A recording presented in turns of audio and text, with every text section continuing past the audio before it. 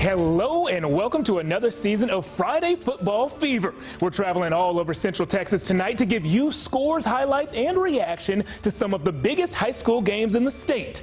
We begin tonight with our game of the week between Cedar Park and Vandegrift. Both teams made the playoff last season and made deep playoff runs. Expectations are sky high for both teams in 2019, and the Vipers have an impressive streak they're trying to keep alive.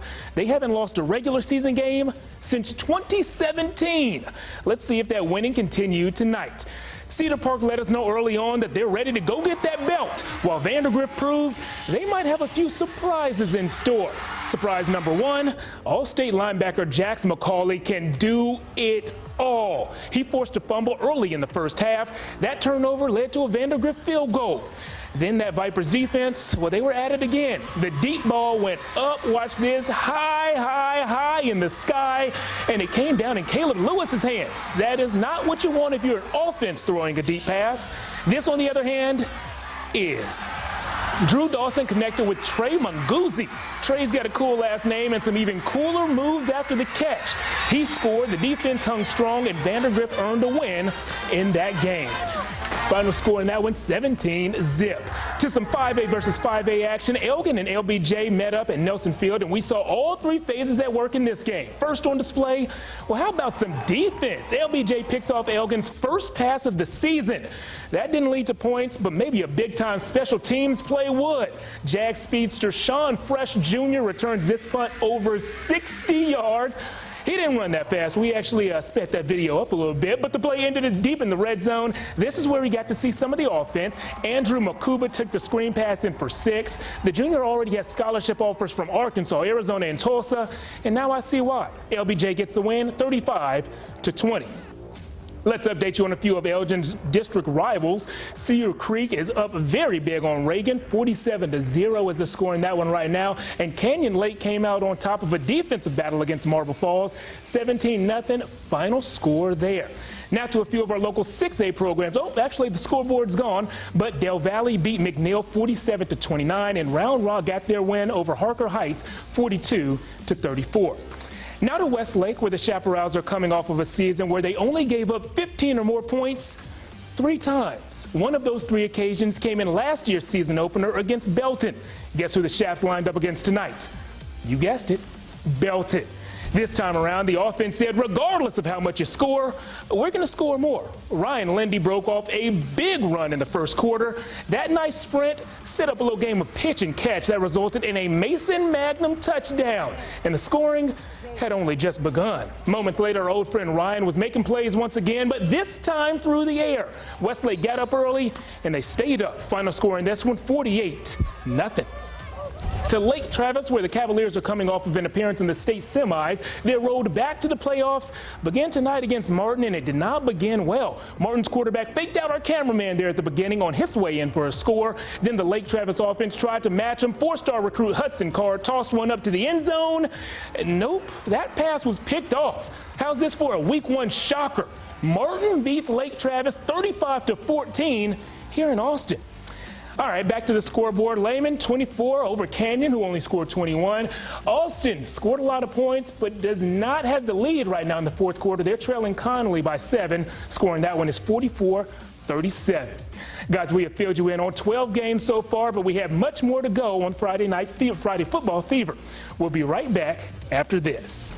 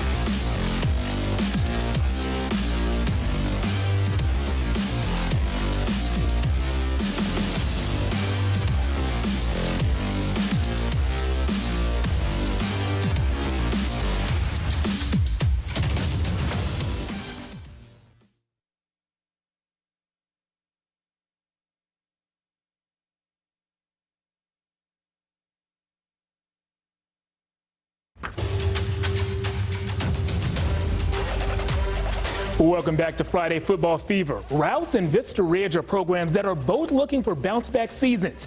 Each team carried a losing streak into the offseason. Vista Ridge was one of the very few programs that opened its season a week ago in week 0. They did pick up a win over Hutto, but would they turn that into a win streak tonight? If so, they'd have to take down Rouse early on and look like defense would decide who came out on top in this one. Rouse's Aaron Brangen is bringing down an interception. And you know you're a baller when you can get the pick while wearing a cast on your left hand. That interception was later called back, and here's the sad news. Actually, Aaron was carted off of the field. We hope that he has a full, speedy recovery. Aaron's teammates stepped up, though. They jumped on a snap that went over the punter's head. That's a fumble, Rouse recovery, and this is what turnovers can lead to: points. Jack Wingard found Mark Botticello for 6. Vista Ridge wins this one 27-6. To the most delicious stadium in town. Of course, I'm talking about a place called Burger. Burger Stadium hosted Crockett and Aikens tonight, and if you're a fan of defense, you would have loved this stretch by Aikens. 3 crushing sacks in the same series. Things never really got better for Crockett. The Eagles beat the Cougars 47-zip. Guys, you want more scores? Good, because we got them. Getting State tops Hill Country Christian, final score 32-26, and Lockhart beats Travis 42-zip. 2 more updates for you. Dripping Springs 14, Tivy nothing. Looks like that game is in the 3rd. Below that, you see that Bastrop trails Rudder by 7 in the 4th quarter. Up north, Georgetown hosted Wiley, a school from Abilene that struggled last season. Wiley finished 2018 0-10, so you know they'd love to pick up a win over our local guys. And guys, look at this. The guys from Abilene traveled with the band.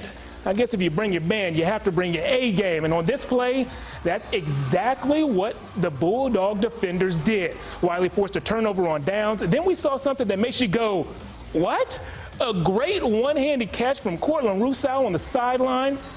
Moments later, and Georgetown turned in a potential Play of the Week nominee. Darson Herman had reservations at a nice place up north. That place is called the End Zone. The Eagles led by 7 then, Georgetown leading 41-13. That one's still in the 3rd quarter, a kind of slow-moving game. More scores heading your way right now. Canyon Lake and Marble Falls looks like they played a defensive battle. Canyon Lake wins that one 7-zip. Lamb Passes put up a lot of points. They're up 63-14 over Joshua. And 2 more for you. Burnett right now trailing Wimberley big in the 4th quarter. That score is 42-6 with Wimberley having the advantage. And Giddings is down to Rockdale. That score 41-24. Another slow-moving one, 3rd quarter right there. To the private schools, Hyde Park faced off with Holy Cross, a private school from San Antonio, and the Panthers showed Holy Cross some of that Austin hospitality. Their very first play of the season went up top to Jax Guyot. There was a little shove at the top of that route, but if they don't call it, well, it didn't happen. That big catch led to a field goal, and moments later, take a look at Reagan Turnley. The Hyde Park defender tracked that ball over his shoulder like a natural receiver. That ball went over his shoulder and into his hands. Unfortunately for the local guys, the next time Holy Cross got the ball, they didn't try to throw it. They just let that quarterback run it in. Holy Cross is up 41-17, still in the 3rd quarter. Now, as many of you know, Friday nights aren't just about the players on the field. They're also about the cheerleaders, the trainers, and, of course, the band. Every week this season, we're going to showcase a local group as our Friday Football Fever Band of the Week. The first group to earn that honor is the band from Hayes. They played loud and proud all game long and had the fans on their feet. Let's take a listen.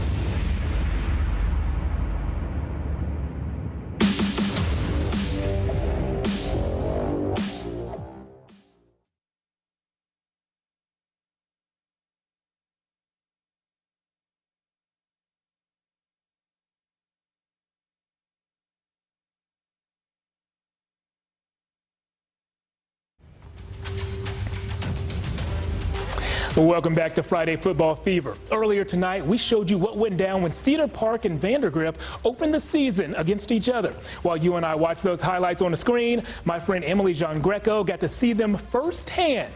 Emily joins us now from Monroe Stadium. And Emily, tell us what jumped out to you about tonight's Game of the Week.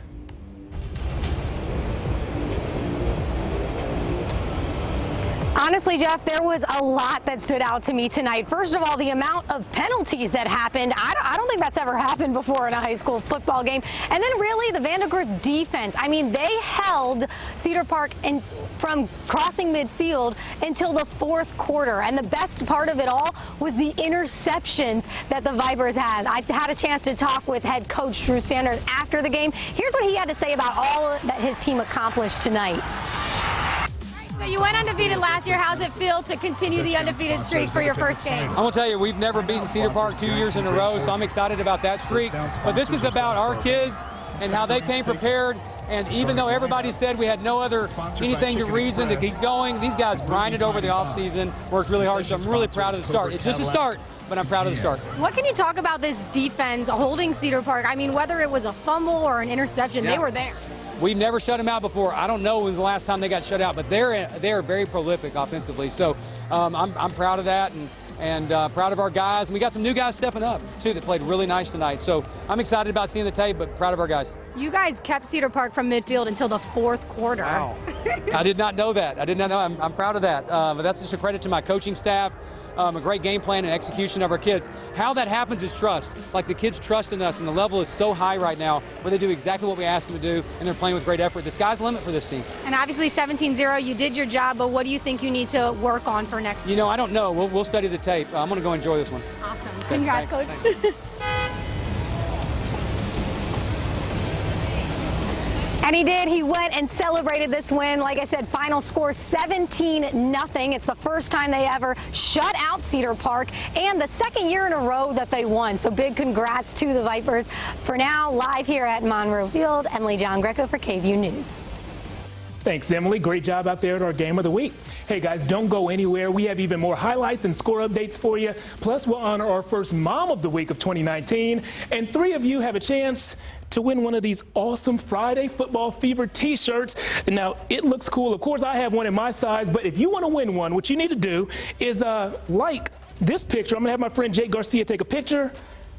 There it is. There we go. It's taken. I'm going to post that on my Facebook, Twitter, and Instagrams at Jeff Jones Sports. And one person who follows me and leaves a comment, I'll pick one at random on Facebook, one at Twitter, one on Instagram, and we'll invite you here to win your free t-shirt. We'll be right back after this.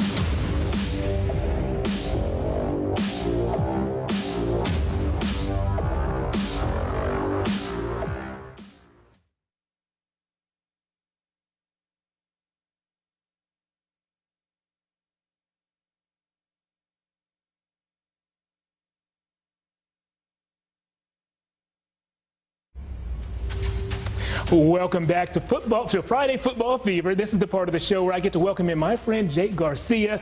And Jake, you had a chance to check out some of our local action and see a team that went really, really far in the playoffs last year, Liberty Hill. Yeah, Liberty Hill was just one game short of a state championship last year, the defending 4A runner-ups. I had someone ask me earlier this summer, is it really a point of pride if you're defending second place? The answer, absolutely. The Panthers told me themselves during fall camp they were mighty proud of how last season finished. One of Austin's most successful teams last year, Liberty Hill, they don't return very much in 2019, offense or defense. When you run a machine like the slot T, it sure doesn't seem to matter.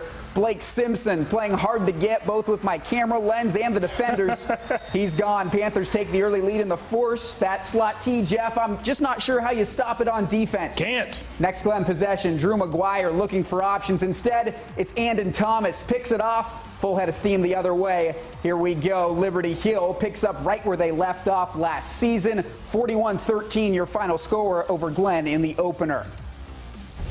Up to a pair of heavy hitters in Class 6, Temple, Cedar Ridge. Now the Wildcats have a wild card at the quarterback position. The sophomore Samari Howard playing beyond his years with this on a 3rd and goal. Temple takes a 7-6 lead on the ensuing kick. Can't be caught sleeping when Chris Vaughn is doing the returning. All he had to do was make one man miss, and now he's gone. They call him Deuce because he's number 22, also because he just chucks up the deuces to everyone he blows past. 96 yards, house call. How about that for Cedar Ridge? They start the season off in style, 35-29 over Temple.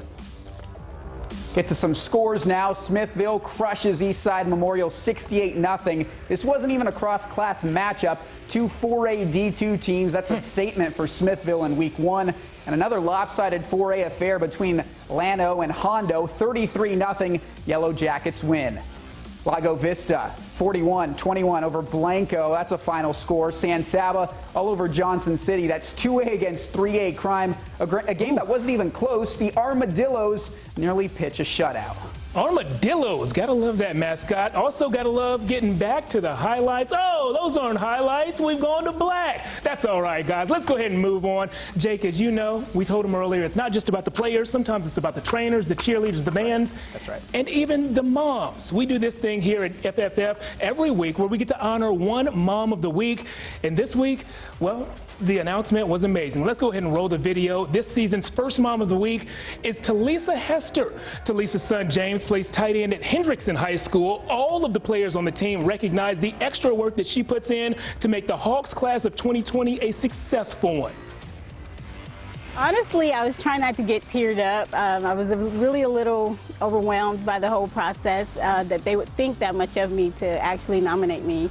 I actually absolutely adore those young men. The group of seniors we have, I've actually had them since they were 7th grade, so they mean a lot to me. They are a great group of young men. They represent brotherhood, their family, and I think that's the biggest part of it. They support each other no matter what, and they always have.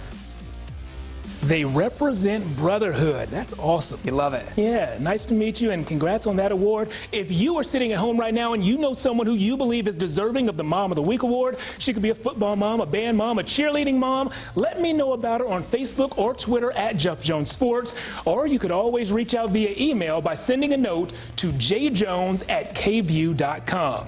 And if you know a student who gets it done on the field or court and in the classroom, he or she could be a great candidate for our Scholar Athlete of the Month award. Our friends at Lorenz and Lorenz are helping us recognize some amazing student athletes with this award and handing out a $1,000 scholarship. If you'd like to nominate an exceptional student athlete, you can do so at kvu.com/student athlete of the month. We'll be right back after this.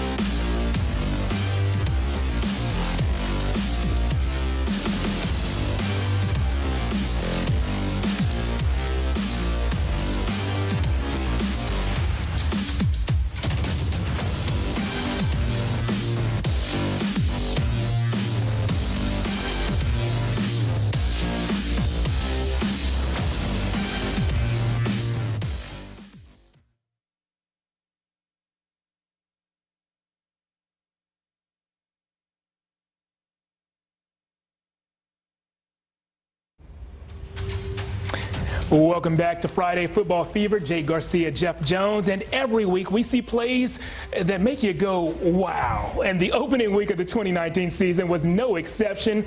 What we've done is Jake and I have filtered through the hundreds of plays that our photographer shot tonight, and we picked out our 3 favorites as this week's Save of the Week nominees. Let's go ahead and show you the nominees. You might be asking yourself, what's a Save of the Week? Well, it's when you give up your body, like that, to save your team. That was San Marcos receiver Takai Nagget, and man, he looked good. The twisting catch came down on the 1-yard line and set up the Rattlers for a touchdown. It's a whole lot of body control right there. Next up, we have a kickoff return that goes the distance. Cedar Ridge. This guy goes by the nickname Deuce. He wears number 22, chucking up the peace sign to everyone he's running past. Part of a big Cedar Ridge win tonight. This guy right here, one of the best running backs in the state. Looks like he can do some kick returning as well.